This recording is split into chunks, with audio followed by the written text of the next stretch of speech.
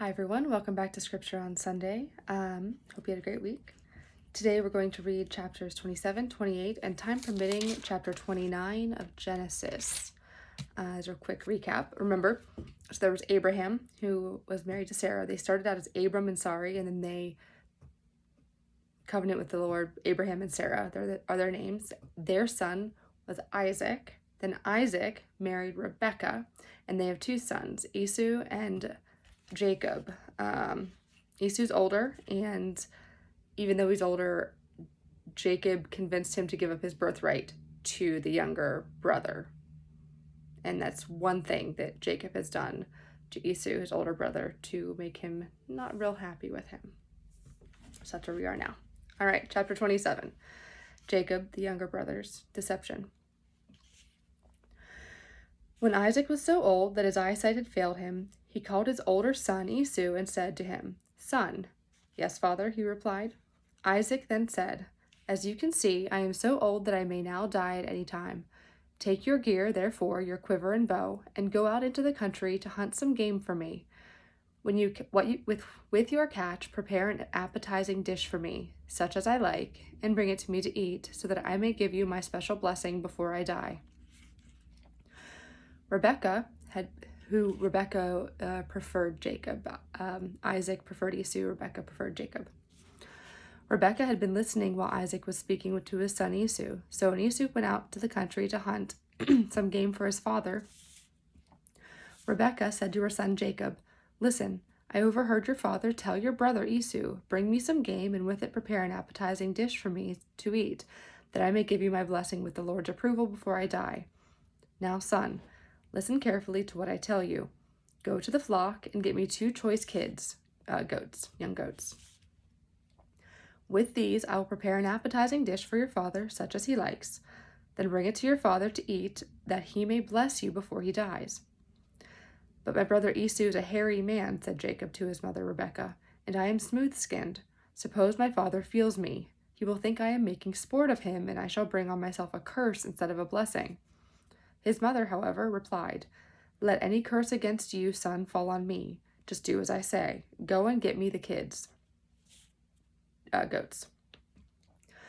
So Jacob went and got them and brought them to his mother, and with them she prepared an appetizing dish such as his father liked.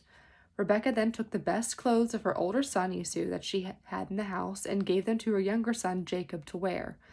And with the skins of the kids she covered up his hands and the hairless parts of his neck. Then she handed her son Jacob the appetizing dish and the bread she had prepared.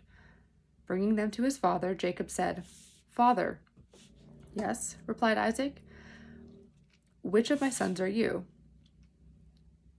Jacob answered his father, "I am Esau, your firstborn. I did as you told me. Please sit up and eat some of my game, so that you may give me your special blessing." But Isaac asked, "How did you succeed so quickly, son?" He answered, "The Lord your God let things turn out well with me." Isaac then said to Jacob, "Come closer, son, that I may feel you, to learn whether you really are my son Esau or not." So Jacob moved up closer to his father. When Isaac felt him, he said, "Although the voice is Jacob's, the hands are Esau's." He failed to identify him because his hands were hairy like those of his brother Esau, so in the end he gave him his blessing. Again he asked him, "Are you really my son Esau?" "Certainly," he replied. Then Isaac said, "Serve me your game, son, that I may eat of it and then give you my blessing." Jacob served it to him, and Isaac ate. He brought him wine, and he drank. Finally his father Isaac said to him, "Come closer, son, and kiss me." As Jacob went up and kissed him, Isaac smelled the fragrance of his clothes. With that he blessed him, saying, "Ah, the fragrance of my son is like the fragrance of a field that the Lord has blessed. May God give to you of the dew of the heavens and of the fertility of the earth abundance of grain and wine. Let peoples serve you, and the nations pay you homage. Be master of your brothers, and may your mother's sons bow down to you. Cursed be those who curse you, and blessed be those who bless you." Jacob had scarcely left his father, just after Isaac had finished blessing him, when his brother Esau came back from his hunt. Then he too prepared an appetizing dish with his game, and bringing it to his father, he said, "Please, father, eat some of your son's game, that you may then give me your special blessing." "Who are you?" his father Isaac asked him. I'm Esau, he replied, your firstborn son. With that, Isaac was seized with a fit of uncontrollable trembling. Who was it, then, he asked, that hunted game and brought it to me? I finished eating it just before you came, and I blessed him. Now he must remain blessed. On hearing his father's words, Esau burst into loud, bitter sobbing. Father, bless me too, he begged. When Isaac explained, your brother came here by a ruse and carried off your blessing. Esau exclaimed, he has been well named Jacob. He has now supplanted me twice. First he took away my birthright, and now he has taken away my blessing. Then he pleaded, haven't you saved a blessing for me? Isaac replied, I've already appointed him your master, and I've assigned to him all his kinsmen as his slaves. Besides, I've enriched him with the grain and wine. What then can I do for you, son? But Esau urged his father, have you only that one blessing, father? Bless me too. Isaac, however, made no reply, and Esau wept aloud. Finally, Isaac spoke again and said to him, Ah, far away, far from the fertile earth shall be your dwelling, far from the dew of the heavens above. By your sword you shall live, and your brothers you shall serve. But when you become restive, you shall throw off his yoke from your neck. Esau bore Jacob a grudge because of the blessing his father had given him. He said to himself, when the time of mourning for my father comes, I will kill my brother Jacob. When Rebekah got news of what her older son Esau had in mind, she called her younger son Jacob and said to him, Listen, your brother Esau intends to settle accounts with you by killing you. Therefore, son, do what I tell you. Flee at once to my brother Laban in Haran, and stay with him a while until your brother's fury subsides, until your brother's anger against you subsides, and he forgets what you did to him. Then I will send for you and bring you back. Must I lose both of you in a single day? Jacob said to Laban.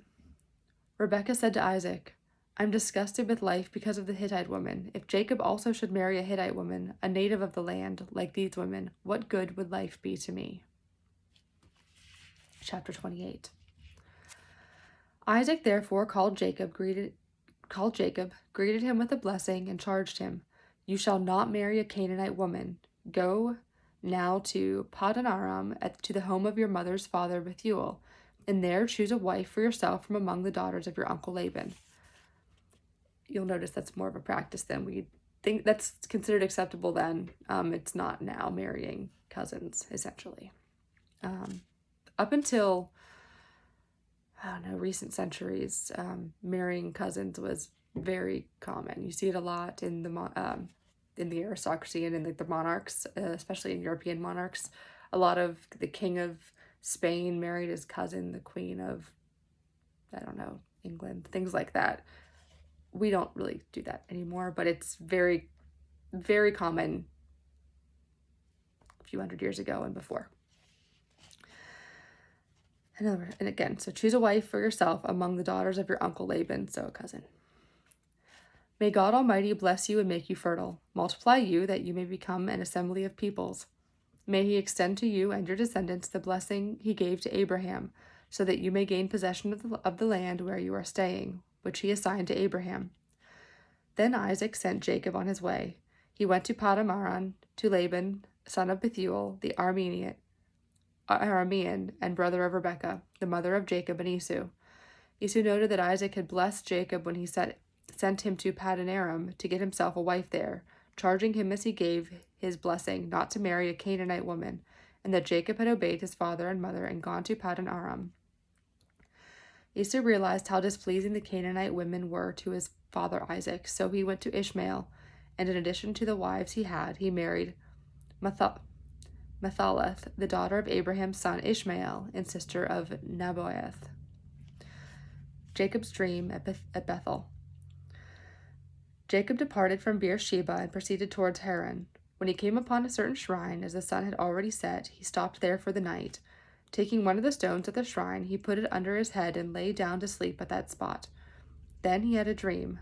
A stairway rested on the ground with its top reaching to the heavens, and God's messengers were going up and down on it. And there was the Lord standing beside him, saying, I, the Lord, am the God of your forefather Abraham and the God of Isaac. The land on which you are lying I will give to you and to your descendants. These shall be as plentiful as the dust on the earth, and through them you shall spread out east and west, north and south. In you and your descendants, all the nations of the earth shall find blessing. Know that I am with you. I will protect you wherever you go and bring you back to this land. I will never leave you until I have done what I promised you." When Jacob awoke from his sleep, he exclaimed, "Truly the Lord is in this spot, although I did not know it." In solemn wonder he cried out, "How awesome is this shrine! This is nothing else but an abode of God, and that is the gateway to heaven." Early the next morning, Jacob took the stone that he had put under his head, set it up as a memorial stone, and poured oil on top of it. He called that site Bethel, whereas the former name of the town had been Luz.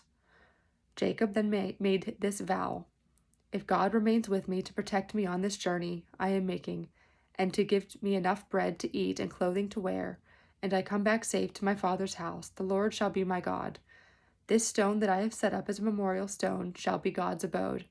Of everything you give me, I will faithfully return a 10th part to you." Chapter 29. We'll do one more. Chapter 29. Arrival in Haran. After Jacob resumed his journey, he came to the land of the Easterners. Looking about, he saw a well in the open country, with 3 droves of sheep huddled near it, for droves were watered from the well. A large stone covered the mouth of the well. Only when all the shepherds were assembled there could they roll the stone away from the mouth of the well and water the flocks. Then they would put the stone back again over the mouth of the well. Jacob said to them, "Friends, where are you from?" "We are from Haran," they replied. Then he asked them, "Do you know Laban, son of Nahor?" "We do," they answered. He inquired further, "Is he well?" "He is," they answered. "And here comes his daughter Rachel with his flock."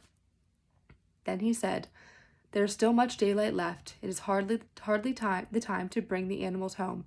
Why don't you water the flocks now and then continue pasturing them?" "We cannot," they replied, "until the shepherds are here to roll the stone away from the mouth of the well. Only then can we water the flocks." While he was still talking with them, Rachel arrived with her father's sheep. She was the one who tended them. As soon as Jacob saw Rachel, the daughter of his uncle Laban, cousin, with the sheep of his uncle Laban, he went up, rolled the stone away from the mouth of the well, and watered his uncle's sheep. Then Jacob kissed Rachel and burst into tears. He told her that he was her father's relative, Rebekah's son, and she ran to tell her father. When Laban heard the news about his sister's son Jacob, he hurried out to meet him. After embracing and kissing him, he brought him to his house. Jacob then recounted to Laban all that had happened, and Laban said to him, "You are indeed my flesh and blood." His marriage to Leah and Rachel.